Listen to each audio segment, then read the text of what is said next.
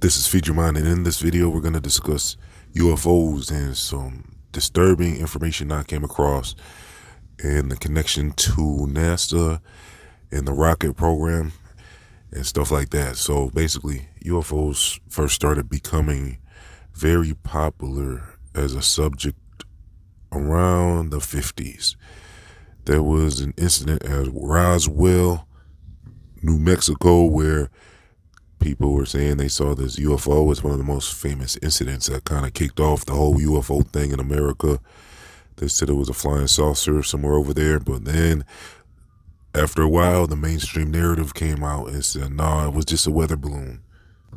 And then that's what led to all this Area 51 stuff after that, where they said basically people rejected the mainstream narrative and they suspect that the officials had recovered some bodies from the UFO crash, some alien bodies. So we discussed in previous videos what aliens might actually be. It sounds like they're the fallen ones. They say they came from the heavens. So they point at all these star constellations and stuff and try to say this is where these aliens come from. But really what they're saying is they're the fallen ones. They came from above. There's several layers above the firmament, and they're saying there could be like 7 layers. Others could say there could be an infinite amount of layers, but either way, there's allegedly beings above us, and some of them get kicked out of that area and end up getting sentenced down here. And there's physical ones and invisible ones, and the physical ones are said to be the aliens, but there's several types of these physical ones.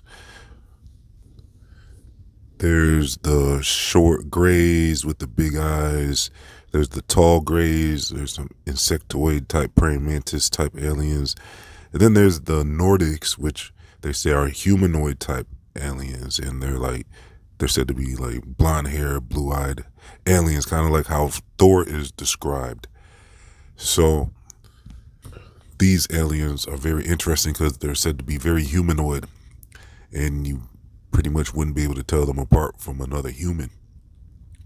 And then there's others that are shape-shifting aliens, which are actually, like I said, these are all demons, but basically they call these ones the Dracos. These are the reptilian shapeshifter aliens, and they're saying they know how to look humanoid very briefly by partaking in some pretty disturbing ritualistic things.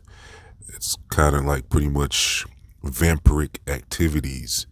They're saying after this they can shapeshift into human form temporarily, and then they go back to their original form.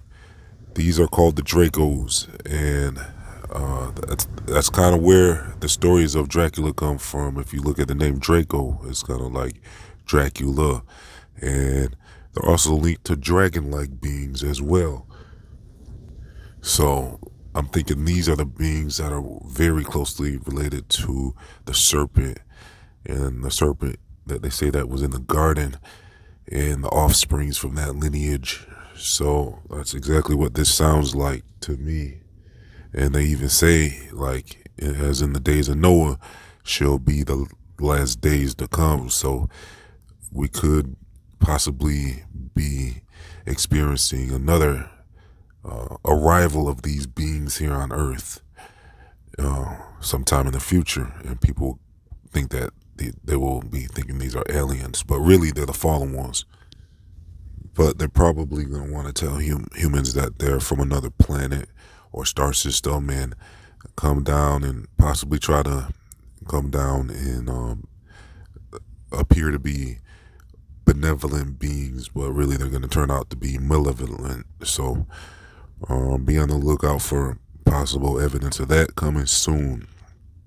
And then, so after the original crash in Roswell, you started seeing a bunch of movies in Hollywood depict these alien creatures, and over the years, over the decades, several films, blockbuster films came out depicting this type of activity.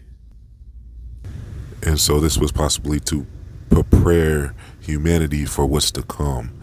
And so they're saying that when this UFO crashed, that the officials not only recovered the bodies, but they also recovered the craft, the spacecraft, and were able to perform back engineering on this equipment. And they're saying a lot of the technology that has came about since then, some of it can be attributed to this recovered UFO technology.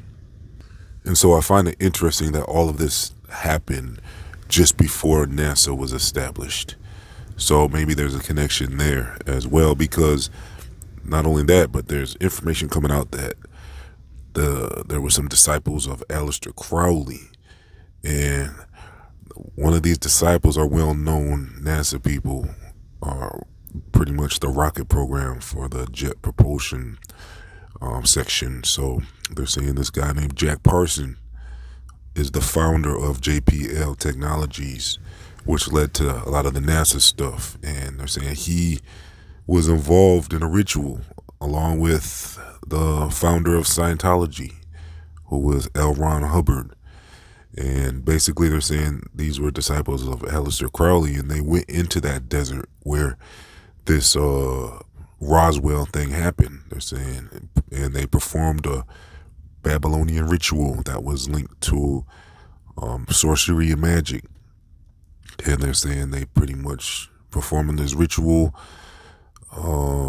as a student of Aleister Crowley, and they're saying they possibly opened the doorway or a gate to the dark dimensions.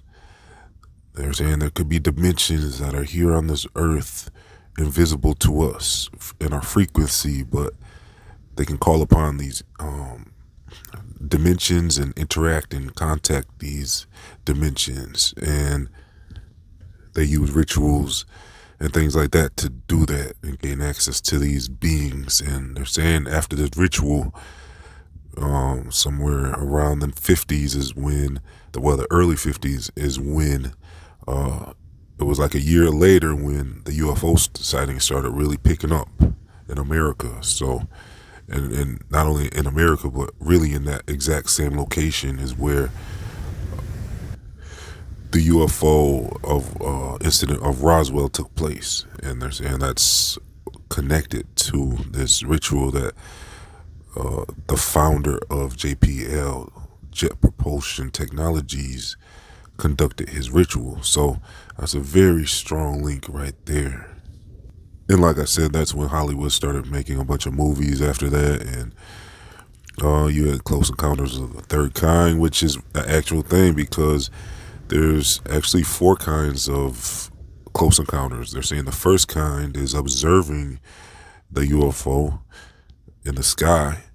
And I think I've actually witnessed that. I'm going to talk about it in another video, because sometimes it looks like these things can disguise themselves as stars.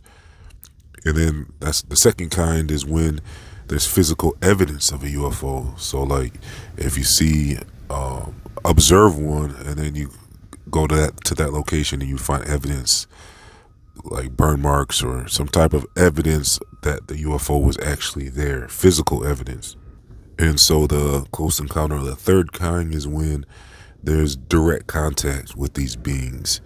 So I suppose that's when you actually see these beings in your presence and they're trying to interact with you, I suppose. And then there's the fourth kind, where that involves actual abduction. And that's when there's reports that people have been taken from their personal space and removed, and sometimes they're returned and they'll be disturbed.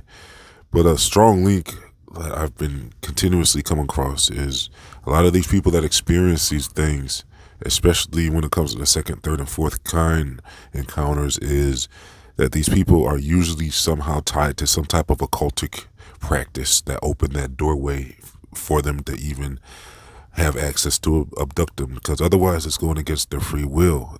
They're saying a lot of things in this world has to do with consent. So you need consent a lot of times if people are experiencing these things. And they might have dabbled with a Ouija board or a tarot reading or anything like that, any type of occultic situation they might have been involved in might have opened them up to this type of incident.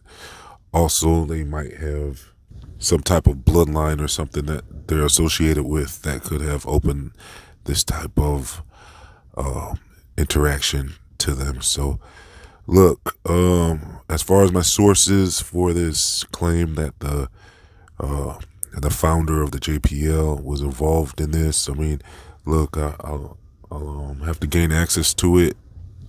This was on some DVDs and stuff. This is some information that I'm just sharing with you that I came across. I'm sure you can find it if I can't source it. But what do you think about all this information we covered in this video? Let me know in the comment section. I'm gonna leave some links for you all, some links to some videos related to the subject about the fallen ones and other strange creatures on this earth. I'm also going to leave links to my social media, my other channels, and my free email newsletters, and much more. I'm also going to leave links if you would like to support this channel. You can help me get much more documentary style videos out. Plus, you're going to help keep Feed Your Mind online, because being listener supported is what keeps us here on YouTube, because a lot of truth channels are being, silenced and stuff. So your support helps keep me going. So thanks for tuning in. Please like, comment, share, and subscribe. This has been Feed Your Mind signing off.